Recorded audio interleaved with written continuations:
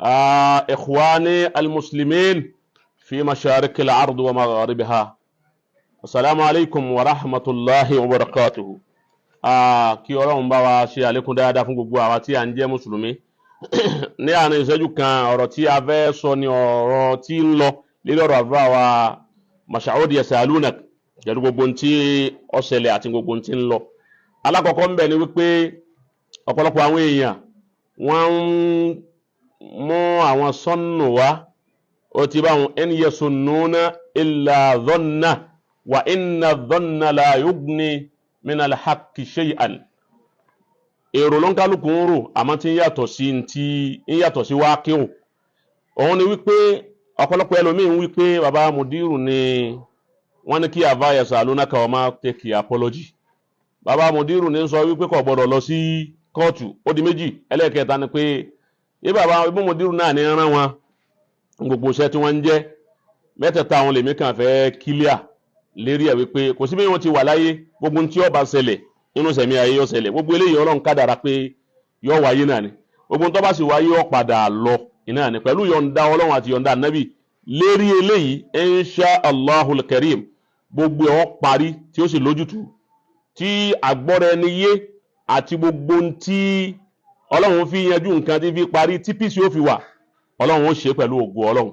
À ń tọrọ bẹ́ẹ̀, a sì mọ̀ pé yóò rí bẹ́ẹ̀ insha Allahul Karim. Àmì ìta kan fẹ́ kí àwọn èèyàn mọ̀ ní wípé bàbá Mudiru wọn mọ búra pẹ̀lú orúkọ Ọlọ́run wa la'natullahi alal kadhibin. Bàbá Mudiru ọ̀ràn ẹnìkan rí wípé lágbájá ó bú mi o, bá ń dá padà. Bàbá ò wí bẹ́ẹ̀ fẹ́ nìkan rí. Ó ti yé báwọn. Wọn à wí bẹ́ẹ̀ fẹ́ mi rí, wọn à sì wí bẹ́ẹ̀ fẹ́ nìkan rí. Ẹni bàbá Mudiru bá wá wí fún pé lágbájá ẹ̀ lónà ọ̀yà lọ lè bú lágbájá nígbà tó bú mi, ó ń tọ̀wọ́ ọ̀yà jáde.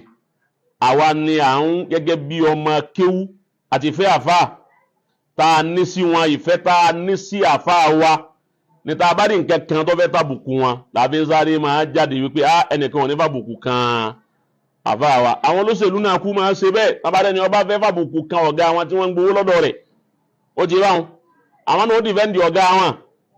Ó ti yé báwọn ká tó wá pé ẹni tọ́já sí wípé bá ti rí ayé lò tálíkì àmà ó sì fi dá nírú ẹni bẹ́ẹ̀ ń tọ́ wa sójú ọ̀nà. Ó ti yé báwọn. So èyí ń ní ọfà gbogbo ẹni tá a bá rí tí ó bá sọ̀rọ̀ kan, ó sọ̀rọ̀ sẹ́ni ó bú Mudiru ni àbí ẹnìkan bú dúró fèsì àbí nǹkan kan ni, kì í jẹ́ pé báyà Mudiru ló ń lọ lè sí bẹ́ẹ̀.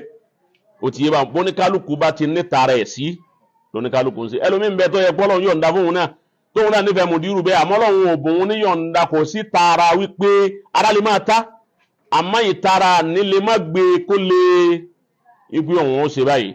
Èyí wọn kan. Ẹlẹ́ẹ̀kejì ń bẹ ni wípé kí wọn kálukú ó lè máa yíké Maulana Mudirul Markaz wọn á sọ fún àbá yasalunaka rí wípé ó gbọ́dọ̀ lọ kóòtù.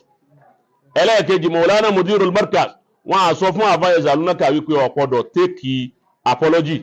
Tí àbá yasalunaka bá take apology, ó ti yé báwọn, bàbá Mudiru ò ní sọ fún wípé ó ṣeṣe bẹ́ẹ̀, torí bàbá náà ń fẹ́ kọjá pé gbogbo tí ń bá ń jẹ́ àwọ̀ kí gbogbo ẹ̀ ó kú òǹbẹ̀ ká máa bá àlàáfíà lọ nínú Islam.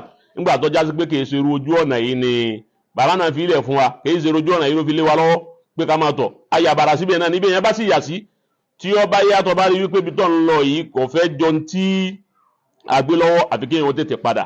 Àìwá ti take apology tó fi rí báyìí, káfẹ́ yìí wọ́n sínú wípé kádàrá Ọlọ́run àti tí Ọlọ́run fẹ́ ó ṣe, torí nǹkan kan ò ní ṣe kọ́lọ́run máa mà ní ipa rẹ̀. A máa pín pẹ̀lú ògo Ọlọ́run láìpẹ́ láì jìnà insha Allahul Karim gbogbo ẹ̀ yóò lójútùú insha Allahul Karim. Kí gbogbo àwọn tá ń jẹ́ ọmọ Markaz àtàwọn tá ń jẹ́ olólùfẹ́ Baba Lágége kí a máa wá bò ní nǹkan yóò ṣe parí ni, ká máa dákun wípé báyìí ní ẹni tí ń sọ̀rọ̀ lórí Facebook náà tí ń tún bú Malam Yusuf Adépọ̀jù. Ó ti bá ń lérí ọ̀rọ̀ Alfa yasalunaka, oníkálukú ọlọ́lẹ̀ bẹ̀rù Ọlọ́run. Tọ́lẹ́ nìkan ò ní wà nínú bí tí ẹnìkan ò ní wà nínú situation àbí position yẹn. Ó ti yé báwọn, kẹ́ni ó nífẹ̀ẹ́ rẹ̀ ó tún máa wá dá sí i lọ́rùn padà. Gbogbo ẹ̀yin tẹ́ ẹ tó ń dá sí Alfa yasalunaka lọ́rùn, oníkálukú ó bẹ̀rù Ọlọ́run, torí wípé kò sí ẹni tí Olúwa ò lè mú o àfẹni tí ó bá kọlu Ọlọ́run. So Ọlọ́run mọ́sá wọlá Nabi Muhammadu àwọn tí ń ṣe ń fi Alfa yasalunaka sí ẹ̀yẹ wípé kọ̀tán kò sí nǹkan.